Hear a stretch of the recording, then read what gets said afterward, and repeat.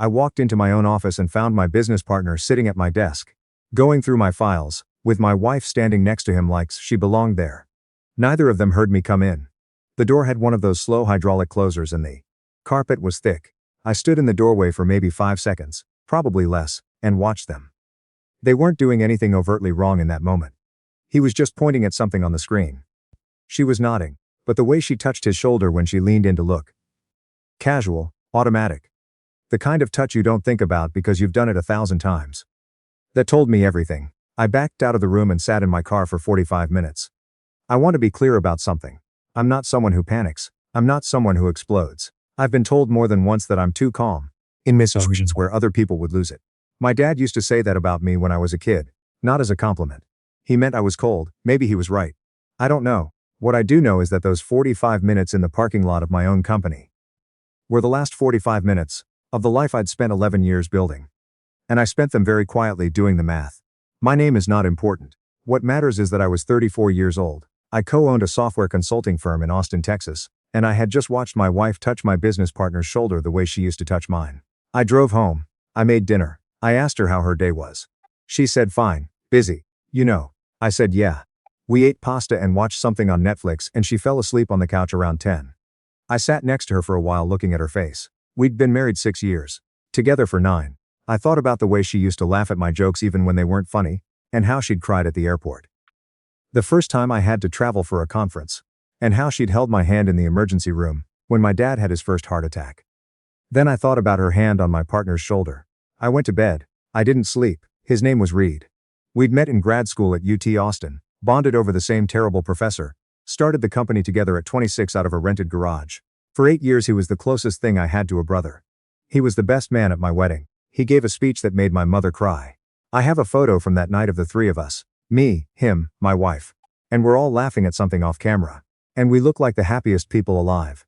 I still don't know exactly when it started. I've thought about it more times than I can count, and the math never quite works. But if I had to guess, and I've forced myself to guess, I'd say somewhere around 18 months before I walked into that office. That's when my wife started going to the gym more. That's when Reed started showing up to our Friday status calls distracted, checking his phone, leaving early. That's when the energy between them at our company holiday party went from warm to something I couldn't name. I didn't name it then. I filed it somewhere in the back of my mind under things that don't mean anything, and kept working 70-hour weeks. That was on me. 2 days after the parking lot, I hired a private investigator. I want to be honest, part of me hoped I was wrong. Part of me wanted the PI to come back with nothing, with a shrug. With your wife's clean, your partner's clean. You're a paranoid guy. I would have taken that. I would have gone to therapy and worked through my paranoia, and maybe things would have been fine. The PI came back with photographs. I won't describe them. It's enough to say that after I saw them, I spent about 20 minutes in the bathroom of my own house. And then I washed my face and called a lawyer. Her name was Miss Hartley. She was referred to me by a college friend who was a paralegal in Houston. And the first thing she said when I explained the situation was, "Okay. Before you do anything else, and I mean anything, we need to talk about your business structure." I'd already thought about that. Our operating agreement had a morality clause that we'd put in almost as a joke 8 years ago. The kind of thing you add because you're being thorough and you never think you'll need it. Miss Hartley read it and said, "This is actually very useful." I took notes. I asked clarifying questions. I did not cry in her office, which I considered a personal achievement. What I learned in the next 2 weeks. Because Reed and I had split the company 60-40 in my favor. His idea at the time, he said I was the visionary. I had the majority stake. Because of the morality clause, his conduct with my wife constituted a breach of our partnership agreement, in a way that gave me grounds to pursue a forced buyout. This was not a guaranteed slam dunk. Miss Hartley was careful to say that. But it was not nothing either. I asked her what I should do. She said, "Document everything. Don't tip your hand. And get your personal finances completely separated from your joint accounts before you make any move." I said, "How long do I have to keep pretending nothing is wrong?" She said, "Ideally, about 30 days. Those were the longest 30 days of my life. I want to tell you what it's like to share a bed with someone you're preparing to leave. To sit across from them at breakfast. To answer their texts when they say, 'Can you grab milk on the way home?' To laugh at something on TV and feel the laugh come out of you. Some functioning from someone else, some functioning shell of you that knows how to perform normalcy while the real you is somewhere else entirely, doing spreadsheets." I didn't confront her. I didn't confront Reed. I went to work every day and sat in meetings with him and talked about Q3 projections and client deliverables. And he sat there looking completely normal. This man I'd spent 8 years building something with. And I watched him talk and thought, you did this. You sat at my wedding and gave a speech about loyalty and brotherhood and you did this. I transferred my direct deposit to a new account at a different bank. I quietly moved my personal savings, money I'd kept separate since before we were married, a habit my grandmother drilled into me, to a new brokerage. I met with Miss Hartley 3 more times. I sat with a second attorney who specialized in business disputes. I made a list. The list was not a revenge list. I want to be clear about that. I'm not a dramatic person. The list was just steps, things to do, in order, before I walked away. When you've built a life and you're about to dismantle it, the only way to do it without losing your mind is to reduce it to logistics. On day 28, I filed for divorce. On day 29, I served Reed with a formal notice of partnership dispute and initiated the buyout process. On day 30, I moved out. I did not have a dramatic conversation with my wife. I know that probably frustrates people. I've told this story to a few close friends since then and they always want to know. What did she say when you confronted her? What did she do? Did she cry? Did she beg? I wasn't there for it. I left while she was at work. I left a letter on the kitchen counter that said, I know about you and Reed. My attorney will be in touch. Do not contact me directly. That was it. 5 sentences. I'd written about 6 drafts before that one. The first draft was 3 pages long and included the word betrayal 11 times. I deleted it. The second draft asked questions. I deleted that too. By the 5th draft I understood that I didn't actually want to know the answers.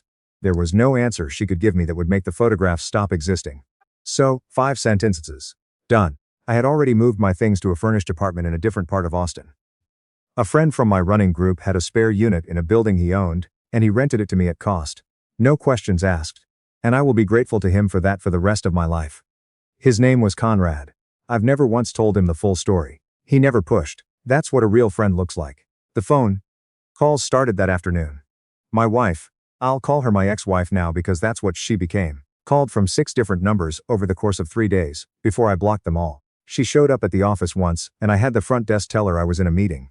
I was not in a meeting. I was sitting in my office watching the security camera feed until she got back in her car and drove away. Reed texted me. One text, we need to talk. I didn't respond. He texted again 3 days later. This doesn't have to be like this. I didn't respond. My mother called me. This one I answered. She'd heard from my ex-wife, who had apparently called her crying, and she wanted to know what was going on. I told her briefly what I'd found. She was quiet for a long time. Then she said, are you sure? I said, I hired a private investigator. She was quiet again. Then she said, okay, what do you need?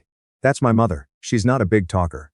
But she gets to the point. I told her I needed her not to take any calls from my ex-wife or Reed, and not to share my new address with anyone. She said done. And that was that.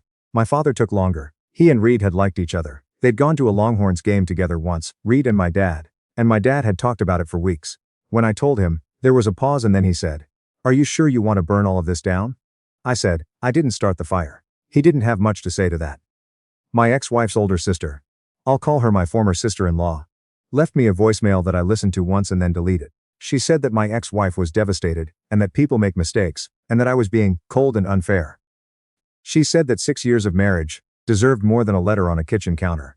I thought about calling her back, for about 30 seconds.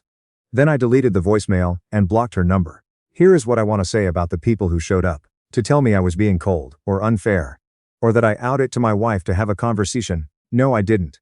When you find out that 2 people you trusted completely have been lying to you. Not once, not out of a moment of weakness but continuously, over what the PI estimated was at least a year and a half. You don't owe those people your emotional labor. You don't owe them the satisfaction of watching you cry. You don't owe them an audience for their explanations. An explanation is just a story someone tells to make themselves feel better about what they did. I had seen the photographs. I didn't need a story. The business dispute with Reed was ugly but it was clean. In the way that legal processes can be clean. Our attorneys talked. Numbers were exchanged. Valuations were done. Because of the morality clause and my majority stake, my position was stronger than his, and his attorney apparently told him so, because after about 6 weeks of back and forth Reed agreed to a buyout figure that was fair. Not generous but fair. And we signed paperwork and he walked away from the company we'd built together. And that was that. I promote our head of operations, a woman named Dr. Mills, who had been doing the work of 3 people for 4 years, and being paid like 1.5 of them, to chief operating officer. I gave her a salary adjustment that made her cry at her desk. She's the best thing that ever happened to my company, and she's the reason it's still running. The divorce took 8 months. My ex-wife had retained an attorney who made some aggressive early moves, but Texas law was not particularly kind to her position given the circumstances, and eventually the settlement landed somewhere that my attorney described as reasonable, given the complexity. I kept the company. She kept her car and her savings. And we split the equity in the house we'd owned together. I sold the house the week the divorce was finalized. I didn't want it. Too many dinners in that kitchen. Too many Sunday mornings. I sold it and used part of the proceeds to pay off the remaining balance on a hiking and backpacking trip I took to New Mexico for 2 weeks, just me and a pack and enough trail mix to feed a small army, and I came back to Austin 15 pounds lighter. And clearer headed than I'd been in years. I want to talk about the silence, because I don't think people understand what it actually costs you. Not the dramatic silence of refusing to answer the phone. That part is easy once you've made the decision. You just don't pick up. What's hard is the silence inside your own head where another person used to live. My ex-wife had been part of my daily interior monologue for 9 years. I'd narrate things to her in my mind before I told them to her in person. I'd hear something funny and think, she'll love this. I'd have a bad day and come home and know she'd be there. That doesn't stop the day you serve divorce papers. It keeps going for a long time after. You'll be in the grocery store picking out coffee and you'll think, she likes the dark roast, and then you'll catch yourself and stand there for a second, feeling like an idiot, and then you'll buy the coffee you actually like and go home. I'm not telling you this so you'll feel sorry for me. I'm telling you, because if you've been through something like this, I want you to know that feeling like an idiot in the grocery store is normal, and it doesn't mean you made the wrong choice. It just means you're human. And you loved someone for a long time, and love doesn't switch off like a faucet. Mine took about 8 months to stop running. I didn't hear from Reed directly after the buyout. I heard about him, occasionally, through the Austin tech community. It's small enough that things travel. But I didn't seek out information and I didn't pass along what I heard. What I heard, when it came to me unsolicited, he and my ex-wife did not last. That didn't surprise me. Relationships that start as secrets tend to collapse under the weight of becoming real. I'd heard this was common. I didn't feel satisfaction when I heard it. I felt, mostly nothing, which was its own kind of gift. My former sister-in-law tried to contact me again, about 14 months after the divorce finalized. She reached me through a mutual acquaintance. Someone who didn't know enough to know better. And the message was that my ex-wife was going through a hard time. And had grown and would love the chance to reconnect. I sent back one line through the same channel. Please don't pass messages like this to me again. And that was that. There's something I've thought about a lot in the time since all of this. The people who told me I was being too harsh, too cold, too final. I understand where they were coming from. They were operating on the assumption that the goal is always reconciliation. That family and close bonds are worth preserving at almost any cost, that forgiveness is the highest possible response to being wronged. I disagree. Not because I'm bitter, I'm genuinely not bitter anymore. And that took work, but because I think there's a version of forgiveness that people push on the person who was wronged, and what they're actually asking for is for that person to make the situation comfortable for everyone else again. To stop being a reminder that something bad happened.